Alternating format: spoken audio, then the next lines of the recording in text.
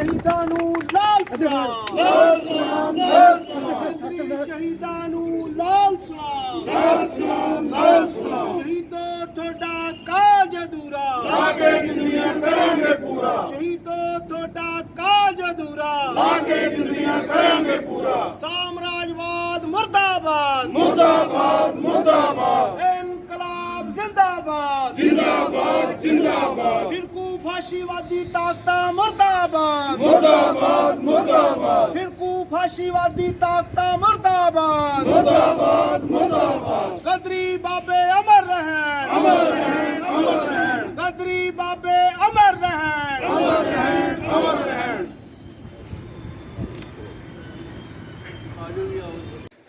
ਤੇ ਮੇਰੇ क्रांतिकारी भैनों ते भरावो, मैं बहुत धन्नवादी हाँ देश भक्त जागृत कमेटी की, जिन्होंने मैनू वो परचम जिहड़ा साडे गदरियां ने 1913 में 21 अप्रैल 1913 में लहराया, वो मैंने जिम्मेवारी दी। मैं उन्होंने बहुत बहुत ऋणी हाँ।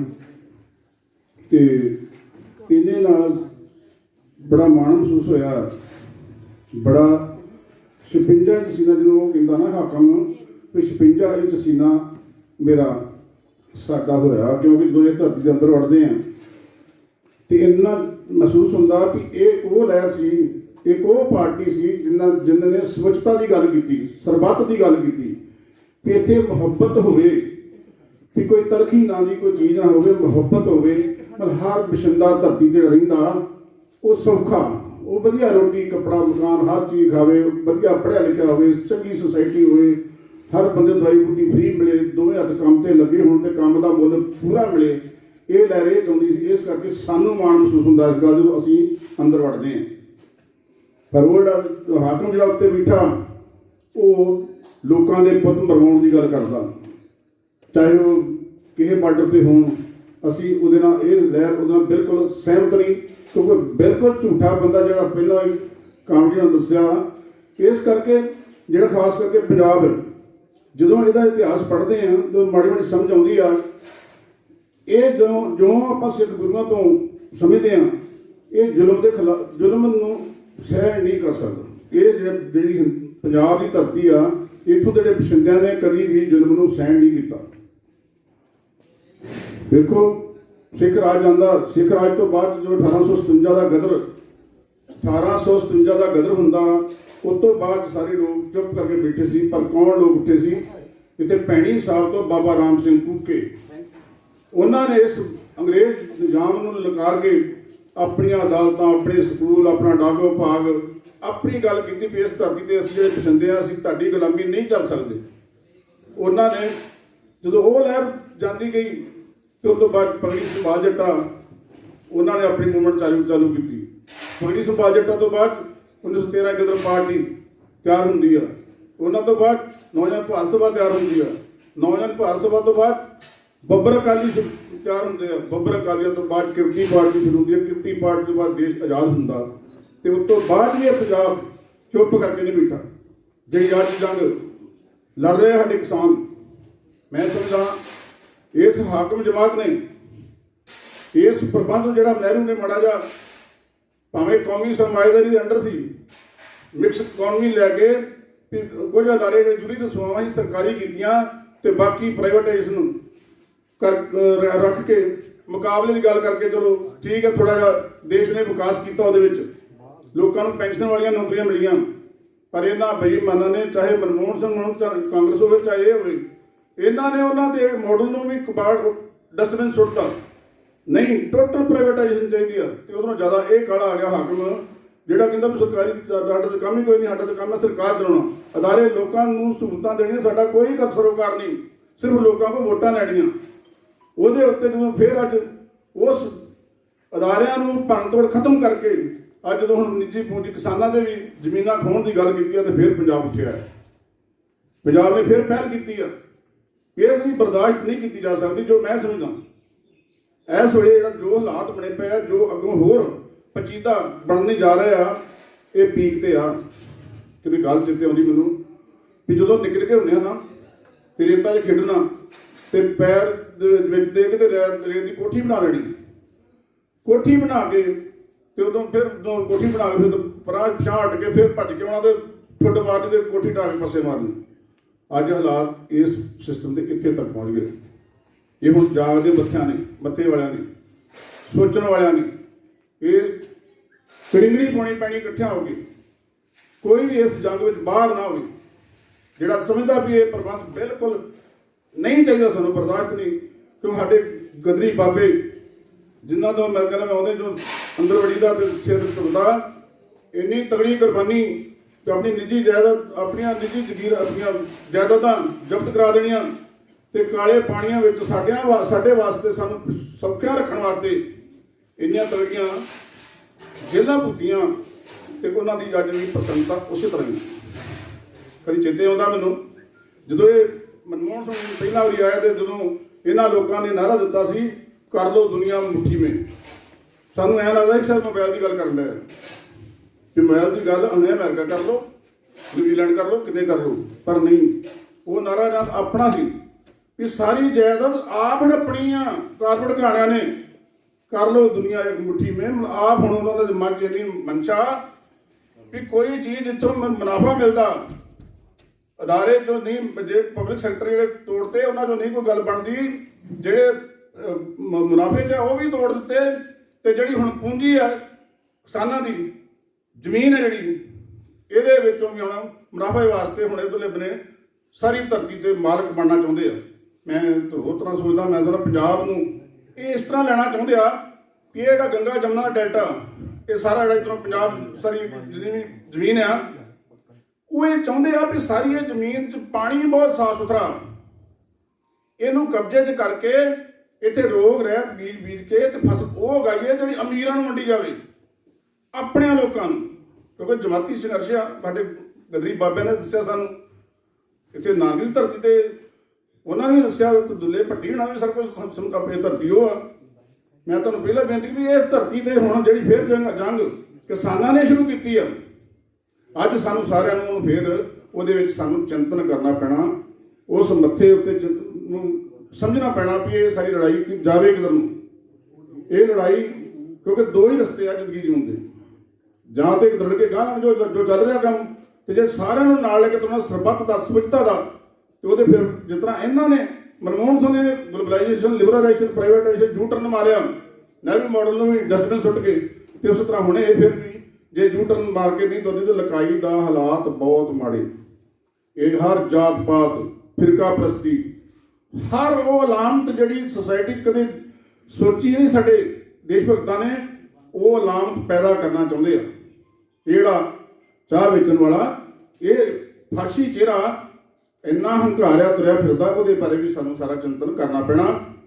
ਚਾਹ ਦੀ ਗੱਲ ਕਰਦਾ, ਪਰ ਜਦੋਂ ਆਪਣਾ ਪ੍ਰਧਾਨ ਮੰਤਰੀ ਦੀ ਸੀਟ ਤੇ ਸਹੁੰ ਚੁੱਕਣ ਜਾਂਦਾ, ਉਦੋਂ 15 ਲੱਖ ਦਾ ਕੋਟ ਪਾ ਕੇ ਜਾਂਦਾ, 15 ਲੱਖ ਦਾ, ਤੇ ਸੋਨੇ ਦੀ ਤਾਰਾਂ ਨਾਲ ਲਿਖਿਆ ਜਾਂਦਾ ਮੋਦੀ ਮੋਦੀ ਮੋਦੀ ਮੋਦੀ ਮੋਦੀ ਮੋਦੀ ਮੋਦੀ। ਚਾਹ ਵਾਲਾ ਬੰਦਾ ਸਮਝਣਾ ਪੂਰ ਸਮਝਣਾ ਹਾਕਮਾਂ ਨੂੰ। ਇਸ ਕਰਕੇ ਮੇਰੀ ਸਮਝ ਇਹ ਬਣਦੀ ਆ, ਅੱਜ ਜਦੋਂ ਅਸੀਂ ਸਥਾਪਨਾ ਦਿਵਸ ਗਦਰ ਪਾਰਟੀ ਦਾ ਮਨਾ ਰਹੇ ਹਾਂ, ਮੁਬਾਰਕਾਂ ਤੁਹਾਨੂੰ ਸਾਰਿਆਂ ਨੂੰ, ਪਰ ਉਹਦੇ ਨਾਲ ਨਾਲ ਚਿੰਤਨ ਵੀ ਕਰਨਾ ਵੀ ਆਉਣ ਵਾਲਾ ਸਮਾਂ ਜਿਸ ਤਰ੍ਹਾਂ ਖਤਰਨਾਕ ਆ, ਉਹਨੂੰ ਉਸੇ ਮੁਤਾਬਕ ਜਿਹੜੀ ਸਾਡੀ ਜੰਗ, ਜਿਹੜਾ ਸਾਡਾ ਯੁੱਧ ਆ, ਜਿਹੜੀ ਸਾਡੀ ਸੋਚਣੀ, ਅਸੀਂ ਕਿਹੜੇ ਰੂਪ ਵਿੱਚ ਇਸ ਜੰਗ ਨੂੰ ਜਿਹੜੀ ਕਿਸਾਨਾਂ ਨੇ ਲੜਨ ਜਾ ਰਹੇ ਆ, ਉਹਦੇ ਵਿੱਚ ਆਪਾਂ ਕਿਸ ਤਰ੍ਹਾਂ ਸ਼ਮੂਲੀਅਤ ਕਰੀਏ। ਮੈਂ PSCB ਇੰਪਲਾਈ ਫੈਡਰੇਸ਼ਨ ਰੇਟ ਵਿੱਚ ਵੀ ਕੰਮ ਕਰਦਾ। ਅਸੀਂ 30 ਤਰੀਕ ਤੋਂ ਲੈ ਕੇ 2 ਤਰੀਕ ਤੱਕ ਉੱਥੇ ਲਗਾਤਾਰ ਸਾਰੇ ਸਾਥੀ ਲੱਗੇ ਪੰਜਾਬ ਤੋਂ, ਉੱਥੇ ਸਿੰਘੂ ਬਾਰਡਰ ਤੇ ਅਸੀਂ ਜਾਵਾਂਗੇ। 3 ਰਾਤਾਂ ਰਹਿ ਕੇ ਸਾਡੇ ਫੇਰ ਮੁੜਾਂਗੇ ਉੱਥੋਂ। ਵਾਰੀ ਇਸ ਤਰ੍ਹਾਂ ਹੀ ਸਾਡੀਆਂ ਜਿਹੜੀਆਂ ਜੇਟਕਲਾਂ ਜਥੇਬੰਦੀਆਂ ਸੰਬੰਧਿਤ ਨੇ ਉਹ ਸਾਰੀਆਂ ਉੱਥੇ ਜਾ ਰਹੀਆਂ। ਮੈਂ ਕਹਿੰਦਾ ਸਾਰੇ ਭੈਣ ਭਰਾ ਜਿਹੜਾ ਵੀ ਇਸ ਗੱਲ ਨੂੰ ਸਮਝਦਾ ਨਹੀਂ, ਸਮਝਣਾ ਪੈਣਾ, ਕਿਉਂਕਿ ਜੰਗ ਜਿੱਥੇ ਪਹੁੰਚ ਗਈ ਆ, ਜਿੱਥੇ ਫਾਸ਼ੀ ਚਿਹਰਾ ਸਰਮਾਏਦਾਰੀ ਪ੍ਰਬੰਧ ਨੇ ਆਪਣਾ ਕਰੂਪ ਚਿਹਰਾ ਦਿਖਾਤਾ, ਤੇ ਉਹਨੂੰ ਫਿਰ ਬਖਸ਼ਾ ਮੋੜਨ ਵਾਸਤੇ ਸਾਨੂੰ ਆਪਣਾ ਹੰਬਲਾ ਮਾਰਨਾ ਪੈਣਾ। ਸਾਨੂੰ ਪਿੰਡਾਂ 'ਚ ਜਾ ਕੇ, ਆਪਣੇ ਕਸਬਿਆਂ 'ਚ ਜਾ ਕੇ, ਆਹ ਜਿਹੜੀ ਕਰੋਨਾ ਵਾਲੀ ਬਿਮਾਰੀ ਦੀ ਗੱਲ ਕੀਤੀ ਆ, मैं कहना सब तो पहला ही साडी एजुकेशन ते पहला ही चोट मारी सी भी प्राइवेटाइजेशन, जिहड़े कोल पैसा वो पढ़ जू, जिहड़ा नहीं पैसा उन्होंने नहीं। तो उल्टा हुण देखो रैलियां होण जिन्नियां मर्जी होण, अपने कट्ठ होण जिन्ने मर्जी होण, ते स्कूल ना जरूर बंद चाहिए जी। स्कूल नहीं चलने चाहिए, कोई किसी दे मन च एजुकेशन का पार्ट को आ ना जाए, उन्होंने पढ़ाई लिखाई की समझ ना आ जाए कि सोसाइटी चलती किवें आ, कि समाज जाण के उन्होंने रहा आटे बच्चों की पढ़ाई दे इन्ना नुकसान किया जान बुझ के। आप रैलियां तुसीं लख लख दियां करो, तुहाडा कुंभ ते इशनान 20 लख का होवे, गुरुद्वारे धर्म स्थान सारे खुले होण, ते जिथों मनुख ने जाग लैनी, जिथों मनुख नूं समझ आउणी है वो बंद, स्कूल बंद, स्कूल की समस्या। चाहिए तो यह सी सब तो पहला जिहड़े बच्चे जो निक्के होंदे पढ़ते होंदे हैं ना, अज का बच्चा कल का नेता, बच्चे नेता कितों बन के आने पढ़ के, जे पढ़ के उन्होंने चाहिए तो यह सी हैल्थ डिपार्टमेंट में स्कूलों जाके उधर वैक्सीन ला के आओ सब तो पहला बच्चों भी वो वधिया पढ़ जाण, वधिया अपने समाज को समझण, अपने मापिਆਂ ਨੂੰ समझण, मापे मेरे कित्थे आ, मेरा सोसाइटी कित्थे आ। जो उधरों सारा कोई बंद करता तो फिर बेईमानी ये इन्नी ज़्यादा इन्होंने हुकूमत की भी हुण ये फाशी चौरा ये वाकई अपनी मनमानी च आ गया। जिन्नी वो ताकत कर रहा गल, जिन्ना जो साडे ते फैसले कर रहा, तो कभी सोचा नहीं भी इन्नी स्पीड भी 8 घंटे ड्यूटी जिहड़ी बड़े जोर नाल कामियां ने लड़ाई होवे ते कुर्बानियां कीतियां होण, जेलां कट्टियां होण, फांसियां चढ़े होण, तो वो 8 घंटे किते 12 घंटे कर देनी। मशीन आई है, मशीन ने मनुख नूं सौखिया करना हुंदा, मशीन ने मनुख नूं सौखिया करके काम दिहाड़ी छोटी करने की गल होनी आ, पर वो कहता नहीं काम दिहाड़ी वध करनी, मुनाफा वधेरे चाहिए। इस करके मेरी समझ बनती है भी जिन्ना इस वेले उहदा हमला वड्डा, उस हमले मुताबिक सानूं सिर जोड़ के सोचण वाले मत्थियां नूं इकट्ठियां हो के बड़ा जोर जिहड़ा साडा क्रांतिकारी ऋषि कार्ल मार्क्स दा नारा भी दुनिया भर दे मेहनत कशो एक हो जाओ, ते असीं ओह जिहड़ी धरती मां जिहदे विच ये बेईमान परमाणु बंब फटाउंदे आ। मतलब कि नानक दी गल चेते आउंदी, पवन गुरु पानी पिता माता धरती हੱਥ की गल वो करदा कि पवन पल्यूट वो भी इन्हां करती, पानी वो भी सारा पल्यूट करता। मैं परसों लगने सतलुज ते ब्यास चों लोगों को इन्ना अंधविश्वास टीवी चैनलों पर इन्ने अंधविश्वास पढ़ा रहा, उत्थे सतलुज ते ब्यास में इन्ने लिफाफे गंदगी इन्नी पानी में सुट्टण डे, लोग समझ नहीं इन्ना गलत बनाउंदी है प्रबंध। इस करके पानी ना भी पल्यूट करता, ते जिहड़ी धरती मां जिहड़ी सानूं हर चीज़ दिंदी है ਉਹਦੀ ਗੋਦ ਵਿੱਚ परमाणु ਬੰਬ ਫਟਾਉਣੇ, ਵਜਾਈਨਾ ਟੈਸਟ ਕਰਾਉਣੀਆਂ, ਤੇ ਜਦੋਂ ਉਹਦੇ ਝਾੜ ਝੂੜ ਆਉਣਾ ਤਾਂ ਮੁੜ ਕੇ ਉਹਨੂੰ ਯਾਦ ਕਰੋ ਪਰਮਾਤਮਾ ਬਚਾਣੀ ਸਾਨੂੰ। ਮਤਲਬ ਅਸੀਂ ਕਿੰਨੀ ਛੇੜਛਾੜ ਕੁਦਰਤ ਨਾਲ ਕਰ ਰਹੇ ਹਾਂ। ਸਾਡੇ ਗਦਰੀਆਂ ਨੇ ਕਿ ਸਾਨੂੰ ਇੰਨਾ ਸਾਰਾ ਕੁਝ ਪੜ੍ਹਾ ਕੇ ਚਲੇ ਗਏ, ਪਰ ਸਾਨੂੰ ਸਮਝਾ ਗਿਆ ਵੀ ਹੁਣ ਅੱਜ ਵੀ ਉਹਨਾਂ ਦੀ ਲਹਿਰ ਉਨੀ ਪ੍ਰਸੰਗਤਾ ਵਾ, ਅੱਜ ਵੀ ਉਨੀ ਸਮਝ ਰੱਖਣੀ ਚਾਹੀਦੀ ਸਾਨੂੰ ਇਹ ਜਿਹੜਾ ਨਿਜ਼ਾਮ ਆ ਇਹਨੂੰ ਕਿਵੇਂ ਆਪਾਂ ਲਲਕਾਰਨਾ। जिस तरह नानक इत्थे बोलता रहा ना, राजे शीम कदम कुत्ते जाए जगान बैठे सुते, उस तरह ही इन्होंने लोगों को उस नज़र च वेख के आप सिर जोड़ के तुरीए, तां भी असीं अज उन्हों का जन्म शताब्दी जो अपना गदर पार्टी का वो मनाने के हकदार होवांगे। इन्हां कहंदा कि मैं धन्नवाद। बहुत ही सत्कारयोग साडे प्रधान जी आसरा जी ते दो साथी, बाकी ਜਿਹੜੇ ਮੇਰੇ ਦੋਸਤ ਮੇਰੀਆਂ ਭੈਣਾਂ ਆਈਆਂ ਨੇ, ਅੱਜ ਆਪਾਂ ਬਹੁਤ ਹੀ ਇੱਕ ਵਧੀਆ ਜਾਂ ਬੜਾ ਸਾਡਾ ਇੱਕ ਦਿਨ ਆ ਜਦੋਂ ਸਾਡੇ ਗਰੀਬ ਬਾਬਾ ਨੇ ਆਪਣੀ ਇੱਕ ਲਹਿਰ ਛੇੜੀ ਸੀ। ਉਹਨਾਂ ਨੇ ਆਪਣਾ ਸਾਡੇ ਦੇਸ਼ ਲਈ, ਸਾਡੇ ਲੋਕਾਂ ਲਈ, ਆਪਣੇ ਲਈ ਉਹਨਾਂ ਨੇ ਬਹੁਤ ਵੱਡੀਆਂ ਕੁਰਬਾਨੀਆਂ ਕੀਤੀਆਂ, ਤੇ ਉਹਨਾਂ ਨੇ अपना कविता भी रची तो होर भी चीज़ां उन्होंने दसियां, तो जिहड़ियां कि बहुत ही देखण योग आ, पढ़न योग आ, तो वो सानू एक बहुत ज़्यादा गाइडेंस दिंदे आ, आपां नूं राह दसेरा दसदे आ भी गदरी बाबे किद्दां बन गए, कि उन्होंने मतलब इस तरह का होया। इत्थे देश दे विच साडा जिहड़ा देश सी अपना पंजाब सी, उत्थे खेतीबाड़ी वाले बंदे खेती करते सी, कुछ फौज दे विचों आए सी, खेती करदियां भी उन्हां दा मतलब जो गुजारा नहीं सी हुंदा। जिहड़ी बरतानवी सरकार सी वो उन्हां नूं पहलां तां जमीनां उन्हां ने ठीक कर लईआं, विच छोटे ਜਿਹੜੇ ਸੀਗੇ ਜਿਨ੍ਹਾਂ ਨੂੰ ਆਪਾਂ ਹੇਠਲੀ ਪੱਧਰ ਤੇ ਕਹਿੰਦੇ ਆ, ਉਹਨਾਂ ਨੇ ਬਹੁਤ ਜ਼ਿਆਦਾ ਉੱਥੇ ਆਪਣਾ ਜ਼ੋਰ ਲਾਇਆ, ਆਪਣਾ ਮਿਹਨਤ ਕੀਤੀ। ਪਰ ਉਹ ਜ਼ਮੀਨ ਦਿੰਦੇ ਹੁੰਦੇ ਸੀ, ਉਹ ਅੰਗਰੇਜ਼ ਦਿੰਦੇ ਹੁੰਦੇ ਸੀ।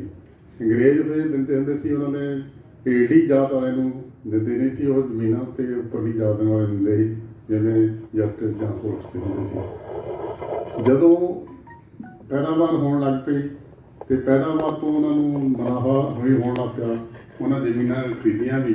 ਪਰ ਜਦੋਂ ਉਹਨਾਂ ਨੇ ਟੈਕਸ ਲਾ ਦਿੱਤੇ, ਉਹ ਜ਼ਮੀਨਾਂ ਉਹ ਰੱਖਣ ਦੇ ਕਾਬਲ ਨਹੀਂ ਰਹੇ। ਜਦੋਂ ਇੱਥੇ ਬਹੁਤ ਜ਼ਿਆਦਾ ਘਾਟਾ ਪਿਆ ਕਿਸਾਨੀ ਨੂੰ, ਫਿਰ 6 ਵਾਰੀ ਇੱਥੇ ਕਾਲ ਪੈ, ਫਿਰ ਪਲੇਗ ਪਈ, ਤੇ ਫਿਰ ਉਹਨਾਂ ਨੇ ਇਹ ਦੇਖਿਆ ਵੀ ਅਸੀਂ ਹੋਰ ਦੇਸ਼ਾਂ ਵਿੱਚ ਜਾਈਏ। ਹੋਰ ਦੇਸ਼ਾਂ ਵਿੱਚ ਜਾ ਕੇ ਉਹਨਾਂ ਨੇ ਇਹ ਕਾਰਜ ਕੀਤੇ। ਜਦੋਂ ਉਹ ਜਾਂਦੇ ਸੀ ਅਮਰੀਕਾ ਦੇ ਵਿੱਚ 1905 ਦੇ ਵਿੱਚ 500 ਗੋਰਿਆਂ ਨੇ ਉੱਥੇ ਜਿਹੜੇ ਸਾਡੇ ਹਿੰਦੀ ਗਏ ਸੀ, ਸਾਡੇ ਪੰਜਾਬ ਦੇ ਲੋਕ ਗਏ ਸੀ ਸਾਰੇ ਸੀ, ਉਹਨਾਂ ਨੇ ਬਹੁਤ ਜ਼ਿਆਦਾ ਤਸ਼ੱਦਦ ਕੀਤਾ ਉਹਨਾਂ 'ਤੇ। ਫਿਰ ਇੱਕ ਪਾਸੇ ਅਮਰੀਕਾ ਸੀ, ਉੱਥੇ ਜਿਹੜੇ ਆਪਣੇ ਲੋਕ ਗਏ ਸੀ, ਉੱਥੇ ਵੀ ਉਹਨਾਂ ਨੂੰ ਬਹੁਤ ਖੁਸ਼ੀ ਹੁੰਦੀ ਸੀ, ਤੇ ਕੈਨੇਡਾ ਦੇ ਵਿੱਚ ਵੀ ਹੁੰਦੀ ਸੀ।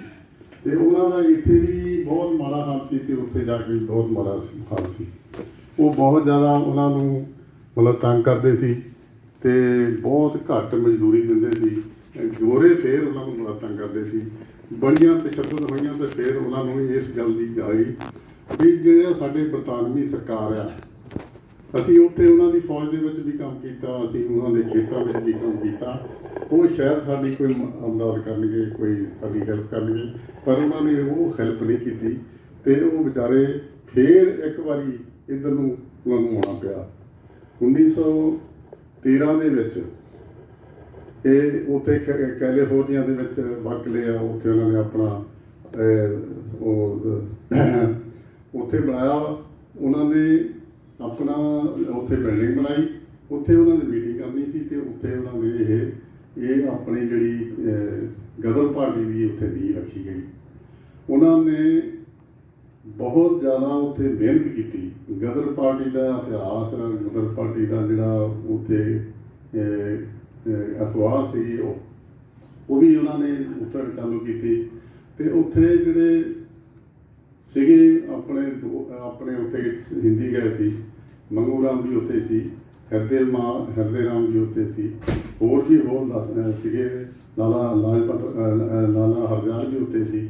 ਤੇ ਉਹਨਾਂ ਨੇ ਇਸ ਗੱਲ 'ਤੇ ਬਹੁਤ ਪਹਿਰਾ ਦਿੱਤਾ ਸੀ ਵੀ ਆਪਾਂ ਲੋਕਾਂ ਨੂੰ ਇਸ ਗੱਲ ਦਾ ਦੱਸੀਏ ਵੀ ਸਾਡਾ ਦੇਸ਼ ਗੁਲਾਮ ਆ, ਅਸੀਂ ਗੁਲਾਮ ਦੇਸ਼ ਨੂੰ ਆਜ਼ਾਦ ਕਰਨਾ। ਇਸ ਕਰਕੇ ਉਹਨਾਂ ਨੇ ਕਿਹਾ ਵੀ ਜਿਹੜੇ ਗਦਰ ਦੇ ਇਤਿਹਾਸ ਦੀ ਜਿਹੜੀ ਪੁਨਰ ਚਿੰਤਨ ਆ, ਉਹ ਜ਼ਰੂਰ ਰੱਖਣੀ ਚਾਹੀਦੀ ਆ, ਅਤੇ ਇਸ ਵਿੱਚ ਰਚੇ ਗਏ ਇਤਿਹਾਸ ਦੀ ਵੀ ਬਹੁਤ ਲੋੜ ਆ। ਜਿਹੜੇ ਗਦਰੀ ਬਾਬੇ ਨੇ ਇਤਿਹਾਸ ਰਚਿਆ, ਉਹਦੀ ਵੀ ਬੜੀ ਲੋੜ ਹੈ। ਆਜ਼ਾਦੀ ਲੜਾਈ 'ਚ ਗਦਰੀ ਸਾਹਿਤ ਤੇ ਕਵਿਤਾਵਾਂ ਦੀ ਵੀ ਬਹੁਤ ਲੋੜ ਹੈ। ਰਾਸ਼ਟਰਵਾਦ ਦੇ ਸੰਕਲਪ ਤੇ ਦ੍ਰਿਸ਼ਟੀ ਦਾ ਵੀ ਨਿਖੇੜਾ ਦੀ ਬਹੁਤ ਲੋੜ ਹੈ।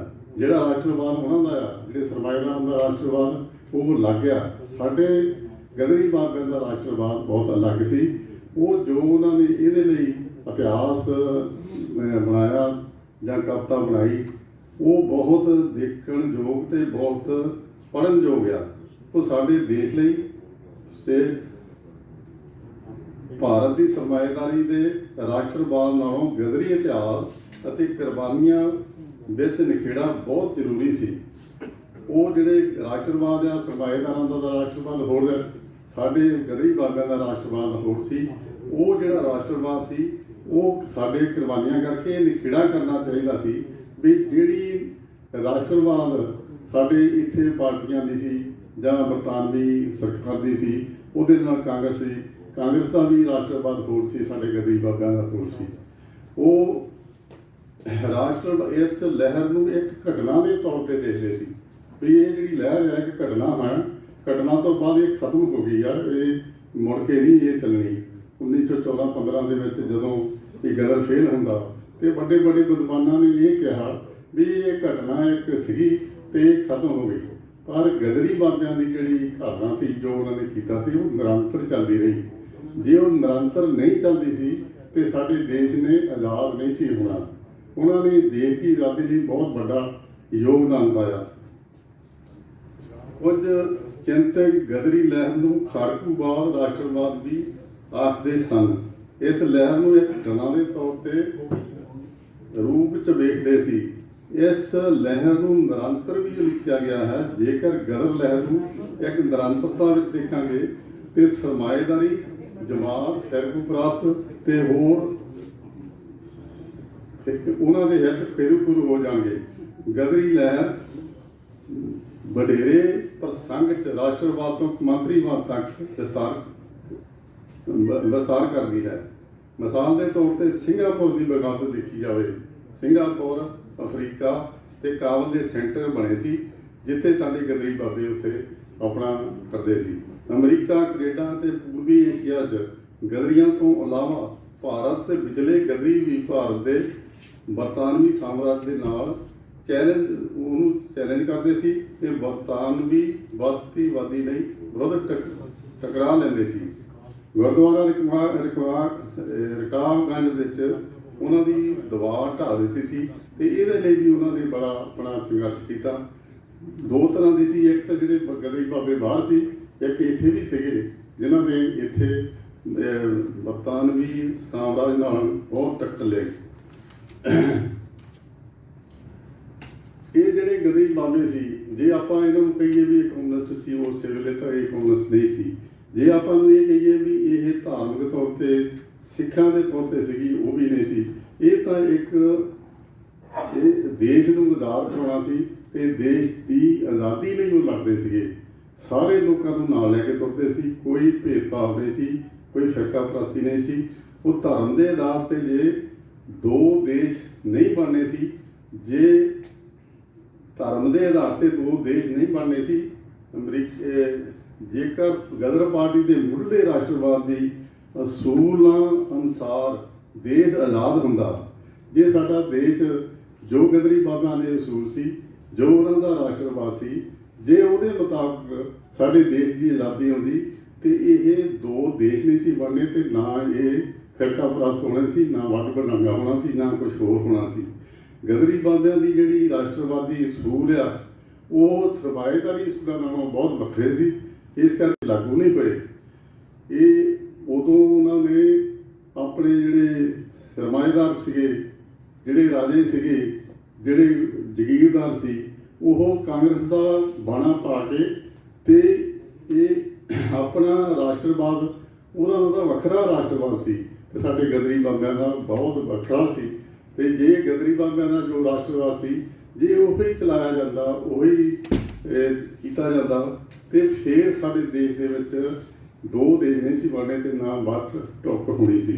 इस करके गदरी बाबिਆਂ की जिहड़ी देन है बहुत ज़्यादा आ ते नाल ही गदरी बाबे का भरम ये भी टुटा भी असी साडे बरतानवी देश जिथे असी आपां पंजाब तो गए हाँ, उत्थे सरमाएदारां दा राज सी, नाल बरतानवी हुकूमत सी। वो कहते सी भी असी उत्थों आए हाँ जिथे ये हुकूमत है बरतानवी अंग्रेज़ों की हुकूमत है, पर उत्थे जाके उन्होंने ये भी कोई सुख नहीं मिला, ना उन्होंने कोई ये लिए कुछ किया। फिर भी उन्होंने ये भी भरम पै गया, टुट गया भी जिहड़े बरतानवी साम्राज्य आ ये साडे नहीं है, ये सानू लुट लुटेरे करने लिए आए आ। इस करके ये भी उन्हों का भरम हो गया। जदों उन्होंने उत्थे बहुत ज़्यादा मतलब नफरत करते सी गोरे, वो भी उन्हों का भरम हो गया भी जे साडा देश आज़ाद नहीं हुंदा ते असीं कुछ नहीं कर सकते सी। ये उन्होंने देखो वो गए तो रोटी रोजी लई सी, कमाई लई सी, पर उत्थे जाके जिहड़ियां हालातां जां वो सारा कुछ होया उहदे नाल उन्हां दे मनां दे विच ये गल पै गई भी साडा देश आज़ाद होना चाहिए। असीं किसी देश आ गए हाँ, ये साडी वो मदद नहीं करते ते सानू बहुत ज़्यादा नफरत करते आ। इस करके उन्हां दे मनां दे विच ये घालना पै गई भी असीं भी अपने देश नूं आज़ाद करना, तां ही वो गदरी बाबिਆਂ दा ही ये बनी है।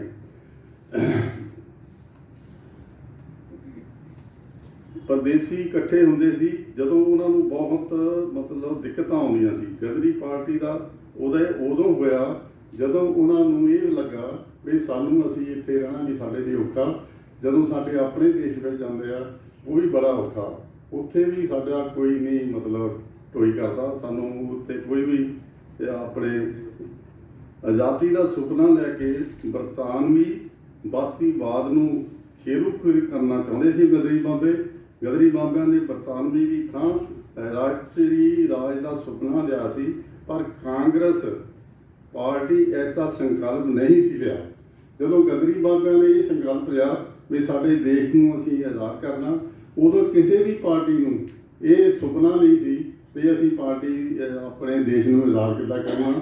ਸਿਰਫ ਪਹਿਲੇ ਗਦਰੀ ਬਾਬੇ ਸੀ ਜਿਨ੍ਹਾਂ ਨੇ ਰਾਸ਼ਟਰਵਾਦ ਦਾ ਝੰਡਾ ਚੱਕਿਆ ਤੇ ਆਪਣੇ ਦੇਸ਼ ਨੂੰ ਬਚਾਉਣਾ, ਦੇਸ਼ ਨੂੰ ਆਜ਼ਾਦ ਕਰਨਾ ਉਹਨਾਂ ਨੇ ਮਿਥਿਆ ਸੀ ਵੀ ਅਸੀਂ ਦੇਸ਼ ਨੂੰ ਆਜ਼ਾਦ ਕਰਾਉਣਾ। ਕੌਮਾਂਤਰੀ ਸੇਧ ਤੋਂ ਆਪਣਾ ਸੰਘਰਸ਼ ਜਾਰੀ ਰੱਖਿਆ। ਜਿਹੜੇ ਗਦਰੀ ਬਾਬੇ ਇਹ ਨਹੀਂ ਸੀ ਵੀ ਸਾਡਾ ਦੇਸ਼ ਆ ਜਾਂ ਸਾਡਾ ਪੰਜਾਬ ਆ, ਉਹ ਕੌਮਾਂਤਰੀ ਤੌਰ ਤੇ ਇਹ ਸੋਚਦੇ ਸੀ ਵੀ ਸਾਰੇ ਦੇਸ਼ਾਂ ਦੇ ਵਿੱਚ ਇਸ ਤਰ੍ਹਾਂ ਦਾ ਇਨਕਲਾਬ ਆਵੇ ਜਿੱਥੇ ਰੋਟੀ ਰੋਜੀ ਦੀ ਕੋਈ ਦਿੱਕਤ ਨਾ ਹੋਵੇ, ਪੜ੍ਹਾਈ ਦੀ ਕੋਈ ਦਿੱਕਤ ਨਾ ਹੋਵੇ, ਹੋਰ ਚੀਜ਼ਾਂ ਦੀ ਹੋਵੇ। ਸਾਡੇ ਗਦਰੀ ਬਾਬਿਆਂ ਨੇ ਉਦੋਂ ਇਹ ਕੀਤਾ। ਜੇ ਫਰਜ਼ ਗੱਲ ਆ ਵੀ ਇਹਨਾਂ ਦੀ ਲਹਿਰ ਨਿਰੰਤਰ ਨਹੀਂ ਸੀ ਹੁੰਦੀ, ਫਿਰ ਸਾਡੇ ਦੇਸ਼ ਦੀ ਆਜ਼ਾਦੀ ਨਹੀਂ ਸੀ ਹੋਣੀ।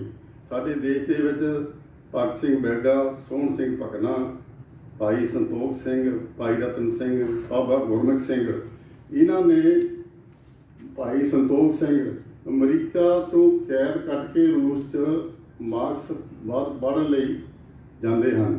ਇਹਨਾਂ ਨੇ ਗਦਰੀ ਬਾਬਿਆਂ ਨੇ ਇਹ ਵੀ ਉਦੋਂ ਮਤਲਬ ਜਦੋਂ ਇਨਕਲਾਬ ਕਰਨਾ ਸੀ ਇਹਨਾਂ ਤੋਂ ਹੋਇਆ ਨਹੀਂ। ਫਿਰ 1916 ਦੇ ਵਿੱਚ ਜਦੋਂ ਰੂਸ ਦਾ ਇਨਕਲਾਬ ਹੋਇਆ ਤੇ ਇਹਨਾਂ ਦੇ ਮਨ ਦੇ ਵਿੱਚ ਇਹ ਰੀਝ ਸੀ ਵੀ ਅਸੀਂ ਵੀ ਇਸ ਥੀਸਿਸ ਨੂੰ, ਇਸ ਮਾਰਕਸਵਾਦ ਨੂੰ ਪੜ੍ਹੀਏ ਤੇ ਇਹਦੇ ਨਾਲ ਮਜ਼ਦੂਰਾਂ ਦੀ, ਕਿਸਾਨਾਂ ਮਜ਼ਦੂਰਾਂ ਦੀ ਲਹਿਰ ਉਸਾਰਨ ਦਾ ਉਹਨਾਂ ਦੇ ਮਨ ਦੇ ਵਿੱਚ ਬਹੁਤ ਜ਼ਿਆਦਾ ਚਾਅ ਸੀ। ਕਿਰਤੀ ਪਰਚਾ ਵੀ ਕੱਢਿਆ ਗਿਆ।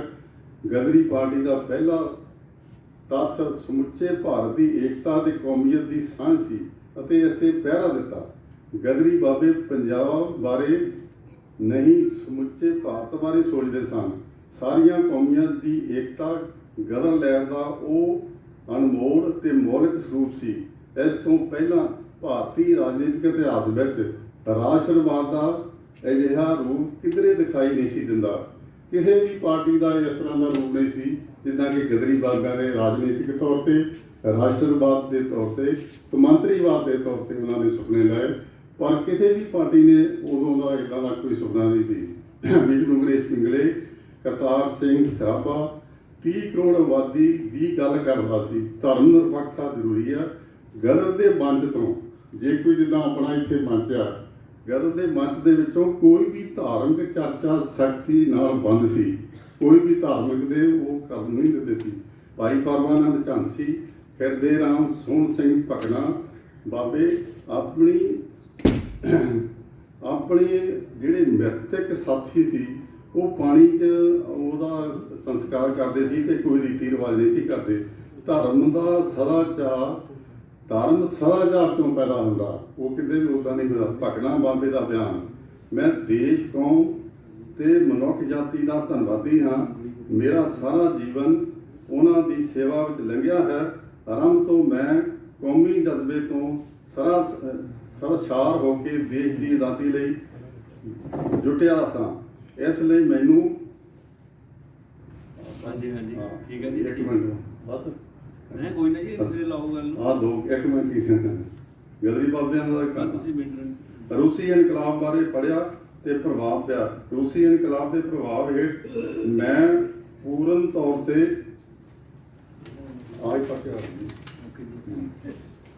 ਕੌਮਾਂਤਰੀ ਵਿਚਾਰਧਾਰਾ ਅਪਣਾ ਲਈ ਸੀ। ਬਹੁਤ ਸਰਸ਼ਾਰ ਸਾਥੀਆਂ ਵੱਲੋਂ ਸਟੱਡੀ ਸਰਕਲ ਨਾਲ ਮਾਰਕਸਵਾਦ ਤੋਂ ਪ੍ਰਭਾਵਿਤ ਹੋਇਆ। ਸ਼ਹੀਦ ਕਰਤਾਰ ਸਿੰਘ ਸਰਾਭਾ, ਭਾਈ ਹਰਨਾਮ ਸਿੰਘ ਟੁੰਡੀਲਾਲ, ਭਾਈ ਜਗਤ ਸਿੰਘ ਸੁਰ ਸਿੰਘ ਗਦਰ ਦੇ ਫੇਲਟ ਹੋ ਜਾਣ ਤੋਂ ਅਫਗਾਨਿਸਤਾਨ ਵੱਲ ਜਾਂਦੇ ਸੀ। ਪਰ ਅਟਕ ਦਰਿਆ ਦੇ ਕੰਢੇ ਤੇ ਉਹਨਾਂ ਨੇ ਇੱਕ ਆਪਣੀ ਕਵਿਤਾ ਪੜ੍ਹੀ, ਬੜੀ ਸਿਰ ਸ਼ੇਰਾਂ ਦੇ ਕੀ ਜਾਣਾ ਭੱਜ ਕੇ। ਇੱਕੋ ਗੱਲ ਆ ਵੀ ਜਿਹੜੀ ਆਪਾਂ ਰਾਸ਼ਟਰਵਾਦੀ ਇੱਕ ਗੱਲ ਆ ਬਈ ਜਿਹੜੇ ਉੱਥੇ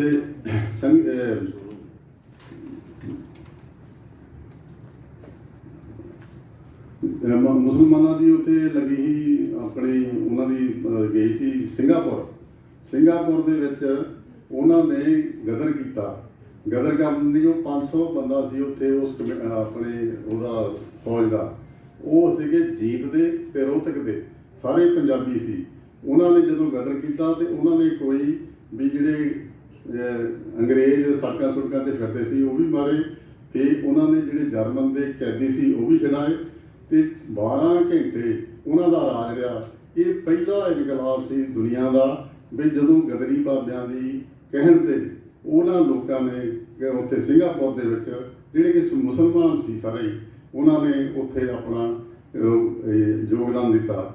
ਫਿਰ ਉਹ 12 ਘੰਟੇ ਤੋਂ ਬਾਅਦ ਹੋਰ ਦੇਸ਼ਾਂ ਤੋਂ ਉਹਨਾਂ ਨੇ ਫੌਜ ਬਣਾਈ, ਫਿਰ ਉਹਨਾਂ ਨੂੰ ਘੇਰਾ ਪਾ ਲਿਆ। 15,000 ਬੰਦੇ ਇਹਨਾਂ ਨੇ ਘੇਰਾ ਪਾ ਕੇ ਉਸ ਸਾਰੀ ਜਿਹੜੀ ਉਹਨਾਂ ਦੀ ਮਿਲਟਰੀ ਦੇ ਬੰਦੇ ਸੀ 500, ਉਹਨਾਂ ਨੂੰ ਬਹੁਤਿਆਂ ਨੂੰ ਮਾਰ ਦਿੱਤਾ, ਗੋਲੀਆਂ ਨਾਲ ਕਈਆਂ ਨੂੰ ਕਰ ਦਿੱਤਾ।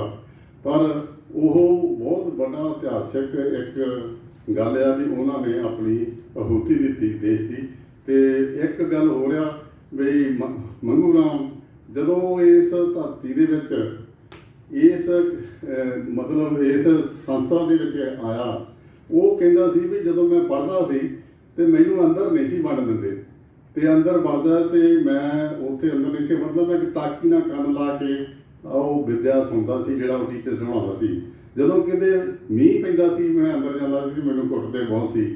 ਪਰ ਜਦੋਂ ਉਹ ਗਦਰੀ ਬਾਬੇ ਦੀ ਲਹਿਰ ਦੇ ਵਿੱਚ ਚਲਾ ਗਿਆ ਮੰਗੂ ਰਾਮ, ਉਹਨੇ ਬਹੁਤ ਦੇਰ ਉੱਥੇ ਆਪਣਾ ਮਤਲਬ ਉੱਥੇ ਰਹੇ, ਉਹਨੇ ਹਥਿਆਰ ਇਕੱਠੇ ਕਰਨ ਦੀ ਮਤਲਬ ਉਹਨਾਂ ਦੀ ਡਿਊਟੀ ਸੀ। ਪਰ ਉਹ ਕਹਿੰਦਾ ਸੀ ਅਸੀਂ ਇਕੱਠੇ ਖਾਂਦੇ ਹਾਂ, ਇਕੱਠੇ ਪੀਂਦੇ ਹਾਂ, ਇਕੱਠੇ ਜਾਂਦੇ ਹਾਂ, ਸਾਰਾ ਕੁਛ ਹੈਗਾ। ਤੇ ਮੇਰਾ ਇੱਕ ਸਵਰਗ ਆ ਗਿਆ ਵੀ ਮੈਂ ਕਿੱਥੇ ਨਰਕ ਸੀ, ਹੁਣ ਗਦਰੀ ਬਾਬਿਆਂ ਦੀ ਮਤਲਬ ਇਸ ਵਿੱਚ ਮੈਂ ਸਵਰਗ ਦੇ ਤੌਰ 'ਤੇ ਰਹਿਣਾ। ਗਦਰੀ ਬਾਬਿਆਂ ਦਾ ਇਹ ਬਹੁਤ ਵੱਡਾ ਨਿਸ਼ਾਨਾ ਸੀ। ਤੇ ਫਿਰ ਬਾਅਦ ਦੇ ਵਿੱਚ ਇਹ ਲਗਾਤਾਰ ਚੱਲਦੀ ਰਹੀ, ਲਗਾਤਾਰ ਹੀ ਚੱਲਣੀ ਆ, ਇਸ ਕਰਕੇ ਹੁਣ ਵੀ ਚੱਲਣੀ ਆ ਜਿੱਦਾਂ ਹੈਗਾ। ਮੈਂ ਇਹਨਾਂ ਸ਼ਬਦਾਂ ਨਾਲ ਧੰਨਵਾਦ ਯਾਦ ਕੀਤਾ ਜਾ ਰਿਹਾ ਹੈ। ਤੇ ਮੈਂ ਬੇਨਤੀ ਕਰਾਂਗਾ ਦੇਸ਼ ਭਗਤ ਜਾਗਰ ਕਮੇਟੀ ਦੇ ਪ੍ਰਧਾਨ ਸਾਥੀ ਅਜਮੇਰ ਸਿੰਘ ਜੀ, ਉਹ ਤੁਹਾਡੇ ਨਾਲ ਅੱਜ ਦੇ ਸੈਮੀਨਾਰ ਦੇ ਸੰਬੰਧ ਦੇ ਵਿੱਚ ਖੁੱਲ੍ਹ ਕੇ ਚਰਚਾ ਕਰਨਗੇ। ਖੁੱਲ੍ਹ ਕੇ ਹੋ ਗਈ। ਮੰਚ ਤੇ ਵਿਰਾਜਮਾਨ ਆਗੂ ਸਾਹਿਬਾਨ ਤੇ ਹਾਲ 'ਚ ਇਕੱਤਰ ਹੋਏ ਸਾਥੀਓ, ਦੋਸਤੋ, ਅੱਜ ਆਪਾਂ ਸਾਰੇ ਗਦਰੀ ਬਾਬਿਆਂ ਨੂੰ ਯਾਦ ਕਰਨ ਲਈ ਇਕੱਤਰ ਹੋਏ ਹਾਂ। ਗਦਰ ਪਾਰਟੀ ਦਾ ਸਥਾਪਨਾ ਦਿਵਸ ਮਨਾ ਰਹੇ। ਅਸੀਂ ਚਾਹਿਆ ਸੀ ਕਿ ਮੌਜੂਦਾ ਹਾਲ ਜਦੋਂ ਅਸੀਂ ਬਾਬਿਆਂ ਨੂੰ ਯਾਦ ਕਰਨਾ ਤੇ ਮੌਜੂਦਾ ਹਾਲਤਾਂ 'ਚ ਕੁਝ ਵਿਦਵਾਨ ਸੱਜਣਾਂ ਨੂੰ ਬੁਲਾਇਆ ਜਾਵੇ ਤੇ ਜੋ ਵੀ ਸੰਭਾਵਨਾਵਾਂ, ਚੁਣੌਤੀਆਂ, ਜਿਸ ਤਰ੍ਹਾਂ ਜਮਹੂਰੀ ਲਹਿਰ ਤੇ ਜਮਹੂਰੀ ਹੱਕਾਂ ਤੇ ਹਮਲੇ ਹੋ ਰਹੇ ਆ, ਉਹਨਾਂ ਬਾਰੇ ਕੋਈ ਹੋਰ ਭਰਪੂਰ ਜਾਣਕਾਰੀ ਤੁਹਾਡੇ ਨਾਲ ਸਾਂਝੀ ਕੀਤੀ ਜਾ ਸਕੇ। ਉਹ ਪਹਿਲਾਂ ਵੀ ਜ਼ਿਕਰ ਹੋ ਚੁੱਕਾ ਹੈ ਕਿ ਹਾਲਾਤ ਦੀ ਮਜਬੂਰੀ ਬਸ ਉਹਨਾਂ ਦੋਨਾਂ ਵਿਦਵਾਨਾਂ ਨੇ ਆਉਣ ਤੋਂ ਆਪਣੀ ਜਿਹੜੀ ਆ ਬੇਬਸੀ ਜ਼ਾਹਰ ਕੀਤੀ। ਜੋ ਮੁਸ਼ਕਲਾਂ ਸੀ ਉਹਨਾਂ ਕਰਕੇ ਉਹ ਨਹੀਂ ਆ ਸਕੇ। ਇਸ ਗੱਲ ਦਾ ਸਾਨੂੰ ਥੋੜ੍ਹਾ ਜਿਹਾ ਮਹਿਸੂਸ ਹੁੰਦਾ ਕਿ ਅਸੀਂ ਉਸ ਵਕਤ ਸਫਲ ਨਹੀਂ ਹੋਏ। ਚਲੋ ਫਿਰ ਵਿਚਾਰ ਚਰਚਾ ਕਰਕੇ ਜਿਹੜੇ ਸਾਡੇ 'ਚੋਂ ਕੋਈ ਜ਼ਿਆਦਾ ਵਿਦਵਤਾ ਵਾਲੇ ਸੱਜਣ ਆ, ਜਿਨ੍ਹਾਂ ਕੋਲ ਜ਼ਿਆਦਾ ਜਾਣਕਾਰੀ ਆ, ਜਿਹੜੀਆਂ ਲਹਿਰ ਦੀਆਂ ਅੰਦਰੂਨੀ ਸਮੱਸਿਆਵਾਂ ਨੂੰ ਵੀ ਸਮਝਦੇ ਆ, ਅਸੀਂ ਉਹਨਾਂ ਦੀ ਚੋਣ ਕਰੀਏ। ਬਾਕੀ ਇਹ ਦੇਸ਼ ਭਗਤ ਯਾਦਗਾਰ ਕਮੇਟੀ ਦੇ ਜਿੰਨੇ ਵੀ ਮੈਂਬਰ ਆ, ਉਹ ਲਗਭਗ ਸਾਰੇ ਉਹਨਾਂ 'ਚੋਂ ਵੱਡਾ ਹਿੱਸਾ ਵਿਦਵਤਾ ਵਾਲਾ ਹੈ, ਉਹਨਾਂ ਕੋਲ ਚੰਗਾ ਗਿਆਨ ਆ। ਪਰ ਫਿਰ ਵੀ ਇੱਕ ਸ਼ਾਰਟ ਲਿਸਟ ਕਰਨੀ ਸੀ ਤੇ ਉਹ ਕਰਕੇ ਅਸੀਂ ਉਹਨਾਂ ਸਾਥੀਆਂ ਨੂੰ ਬੇਨਤੀ ਕੀਤੀ ਸੀ, ਉਹਨਾਂ ਨੇ ਉਹ ਸਾਡੀ ਬੇਨਤੀ ਮੰਗੀ। ਜਿਹੜੀ ਗੱਲ ਮਾੜੇ ਬੇਗਾ ਜੀ ਕਹਿ ਕੇ ਗਏ ਆ, ਉਸ ਦਾ ਅਹਿਸਾਸ ਸਾਨੂੰ ਅੰਦਰ ਬੈਠਿਆਂ ਹੋ ਗਿਆ ਸੀ। ਮੈਂ ਪਾਸਵਾਨ ਜੀ ਨਾਲ ਗੱਲ ਕਰ ਰਿਹਾ ਸੀ ਕਿ ਸਵਰਨ ਸਿੰਘ ਜੀ ਹੁਣੀ ਥੱਲੇ ਬੈਠਣ ਤੇ ਅਸੀਂ ਮੰਚ ਤੇ ਬੈਠੇ ਹੋਈਏ, ਇਹ ਜਿਹੜਾ ਠੀਕ ਜਿਹਾ ਨਹੀਂ ਲੱਗਦਾ। ਤੇ ਚਲੋ ਉਸ ਵੇਲੇ ਸਾਨੂੰ ਨਹੀਂ ਸੁਝੀ। ਮਾੜੀ ਮੇਗਾ ਜੀ ਨੇ ਸਾਡੀ ਕਮੀ ਕਹਿ ਲਓ, ਗਲਤੀ ਕਹਿ ਲਓ, ਸੁਧਾਰਨ 'ਚ ਹਿੱਸਾ ਪਾਇਆ। ਉਹਨਾਂ ਦੇ ਵੀ ਧੰਨਵਾਦੀ ਹਾਂ ਤੇ ਸਵਰਨ ਸਿੰਘ ਜੀ ਉਹਨਾਂ ਦੇ ਵੀ ਧੰਨਵਾਦੀ ਹਾਂ, ਜਿਨ੍ਹਾਂ ਨੇ ਮੌਕੇ 'ਤੇ ਹੀ ਸਾਡੀ ਉਹ ਬੇਨਤੀ ਪ੍ਰਵਾਨ ਕੀਤੀ ਤੇ ਉਹਨਾਂ ਨੇ ਬੜੇ ਵਿਦਵਤਾ ਭਰਪੂਰ ਜਿਹੜੀਆਂ ਗੱਲਾਂ ਸਾਡੇ ਨਾਲ ਸਾਂਝੀਆਂ ਕੀਤੀਆਂ। ਬਹੁਤ ਸਾਰੀਆਂ ਗੱਲਾਂ ਗਦਰ ਲਹਿਰ ਬਾਰੇ, ਗਦਰੀਆਂ ਦੀਆਂ ਕੁਰਬਾਨੀਆਂ ਬਾਰੇ, ਉਹਨਾਂ ਦੇ ਹੱਠ ਬਾਰੇ, ਉਹਨਾਂ ਦੇ ਨਿਸ਼ਾਨੇ ਬਾਰੇ, ਉਹਨਾਂ ਦੀ ਵਿਉਂਤਬਾਰੀ ਬਾਰੇ ਗੱਲਾਂ ਹੋ ਚੁੱਕੀਆਂ। ਉਹਦੇ 'ਚ ਮੈਂ ਹੋਰ ਨਹੀਂ ਕਹਿਣਾ ਚਾਹੁੰਦਾ। ਸਿਰਫ ਦੋ ਗੱਲਾਂ ਤੁਹਾਡੇ ਨਾਲ ਸਾਂਝੀਆਂ ਕਰਨੀਆਂ ਜਿਹੜੀਆਂ ਸ਼ਾਇਦ ਅੱਜ ਪ੍ਰਸੰਗਕ ਹੋਣ ਗਦਰੀਆਂ ਨਾਲ ਜੋੜ ਕੇ। ਪਹਿਲੀ ਗੱਲ ਕਿ ਗਦਰ ਪਾਰਟੀ ਪਹਿਲੀ ਇਹੋ ਜਿਹੀ ਪਾਰਟੀ ਸੀ ਜਿਹਨੇ ਸੰਪੂਰਨ ਆਜ਼ਾਦੀ ਦਾ ਸੰਕਲਪ ਲੋਕਾਂ ਦੇ ਸਾਹਮਣੇ ਰੱਖਿਆ। ਦੂਜਾ, ਉਹਨਾਂ ਨੇ ਜਮਹੂਰੀ ਹੱਕਾਂ ਦੀ ਗੱਲ ਖੁੱਲ੍ਹ ਕੇ ਕੀਤੀ, ਪੰਚਾਇਤੀ ਰਾਜ ਦੀ ਗੱਲ ਕੀਤੀ। ਤੇ ਅੱਜ ਜਦੋਂ ਅਸੀਂ 70 ਸਾਲ ਤੋਂ ਵੀ ਵੱਧ ਸਮਾਂ ਹੰਢਾ ਚੁੱਕੇ ਹਾਂ ਤੇ ਦੁਨੀਆ ਦੀਆਂ ਜਿਹੜੀਆਂ ਕੁਝ ਏਜੰਸੀਆਂ, ਕੁਝ ਕੰਮ ਕਰਦੇ ਲੋਕ ਹੈ ਜਿਹੜੇ ਕਿ ਵੱਖਰੇ ਵੱਖਰੇ ਦੇਸ਼ਾਂ 'ਚ ਕਿੰਨੀ ਆਜ਼ਾਦੀ ਆ, ਕਿੰਨੀ ਨਹੀਂ ਆ, ਕਿੰਨੀ ਪੂਰਨ ਆਜ਼ਾਦੀ ਆ, ਕਿੰਨੀ ਅਰਧ ਆਜ਼ਾਦੀ ਆ, ਜਾਂ ਕਿਸੇ ਆਜ਼ਾਦੀ ਹੈ ਨਹੀਂ, ਜਦੋਂ ਸਾਡੇ ਦੇਸ਼ ਦਾ ਜ਼ਿਕਰ ਆਉਂਦਾ ਤੇ ਕਹਿੰਦੇ ਇੱਥੇ ਪੂਰਨ ਆਜ਼ਾਦੀ ਨਹੀਂ ਹੈ, ਅੱਧੀ ਜਿਹੀ ਆਜ਼ਾਦੀ ਆ। ਇਹ ਗ੍ਰੇਡਿੰਗ ਹੋ ਗਈ। ਤੇ ਜਮਹੂਰੀ ਹੱਕਾਂ ਬਾਰੇ ਕੀ ਹਾਲਤ ਆ, ਉਹ ਮੈਨੂੰ ਲੱਗਦਾ ਕਿ ਦੁਨੀਆ ਦੀਆਂ 5-6 ਪਾਰਲੀਮੈਂਟਾਂ 'ਚ ਡਿਸਕਸ਼ਨ ਹੋਈ, UN 'ਚ ਡਿਸਕਸ਼ਨ ਹੋਈ ਕਿ ਜਮਹੂਰੀ ਹੱਕ ਜਿਹੜੇ ਆ ਬੜੀ ਤੇਜ਼ੀ ਨਾਲ ਕੁਚਲੇ ਜਾ ਰਹੇ ਆ, ਇਹਨਾਂ ਵੱਲ ਧਿਆਨ ਦੇਣਾ ਚਾਹੀਦਾ।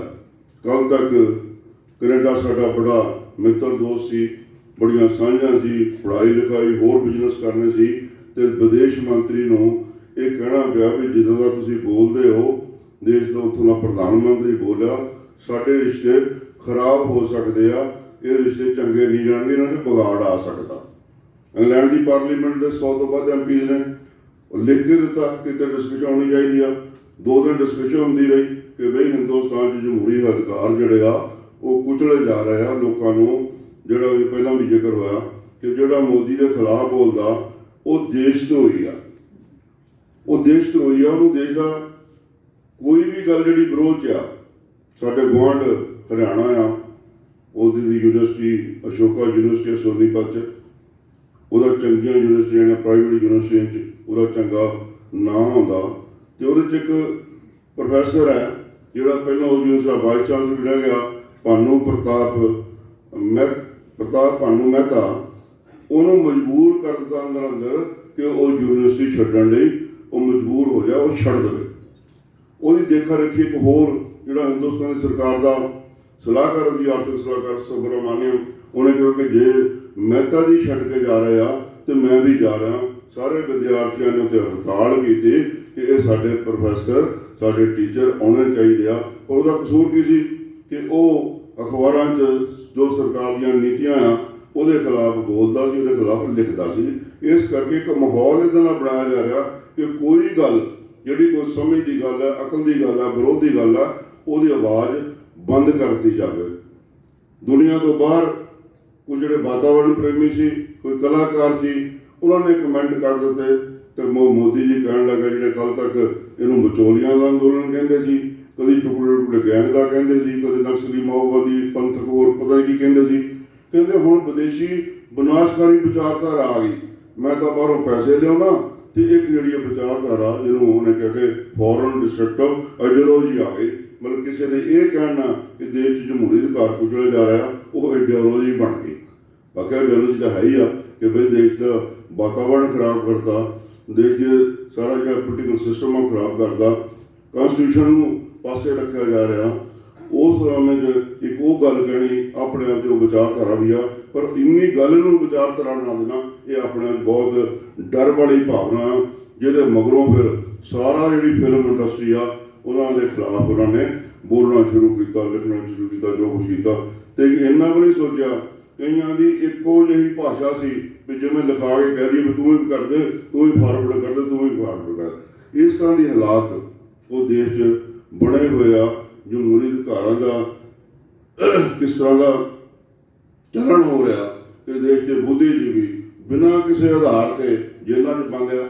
ਉਹ ਕੁੜੀ ਨੇ ਜਿਹਨੇ ਟੂਲ ਕਿੱਟ ਜਿਹਨਾਂ ਨਾਲ ਸਾਂਝੀ ਕਰਤੀ, ਉਸ ਦੇਸ਼ ਦਾ ਮੁਕੱਦਮਾ ਦਰਜ ਕਰਦਾ, ਮੁੜ ਕੇ ਸਾਬਤ ਨਾ ਕਰ ਸਕੇ, ਉਹਨੂੰ ਜ਼ਮਾਨਤ ਦੇਣੀ ਪੈ ਗਈ, ਉਹਨੂੰ ਮੁਸ਼ੀਰ ਨੂੰ ਝੱਲਣੀ ਪੈਂਦੀ ਆ, ਬਾਰ-ਬਾਰ ਝੱਲਣੀ ਪੈਂਦੀ ਹੈ। ਪਰ ਇਹ ਆਪਣੀ ਗੱਲ ਤੋਂ ਬਾਜ਼ ਨਹੀਂ ਆਉਂਦੇ ਕਿਉਂਕਿ ਆਧਾਰ ਉਹ ਆ ਕਿ ਬਈ ਵਿਰੋਧ ਦੀ ਆਵਾਜ਼ ਨੂੰ ਅਸੀਂ ਬੋਲਣ ਨਹੀਂ ਦੇਣਾ, ਇੱਕ ਡਰ ਦਾ, ਇੱਕ ਸਹਿਮ ਦਾ ਮਾਹੌਲ ਪੈਦਾ ਕਰਨਾ ਜਿਹਦੇ ਨਾਲ ਕੋਈ ਬੋਲਣ ਦੀ ਹਿੰਮਤ ਨਾ ਕਰੇ। ਇਸ ਕਰਕੇ ਜਦੋਂ ਅਸੀਂ ਗਦਰੀਆਂ ਦਾ ਦਿਨ ਮਨਾ ਰਹੇ ਹਾਂ ਤੇ ਸਾਡੀ ਦੇਸ਼ ਦੀ ਇੱਕ ਢੰਗ ਦਾ ਸੋਵਰਨਟੀ ਨੂੰ ਵੀ ਜਿੰਨੀ ਕੁ ਹੈਗੀ ਸੀ ਉਹਨੂੰ ਖਤਰਾ ਆ।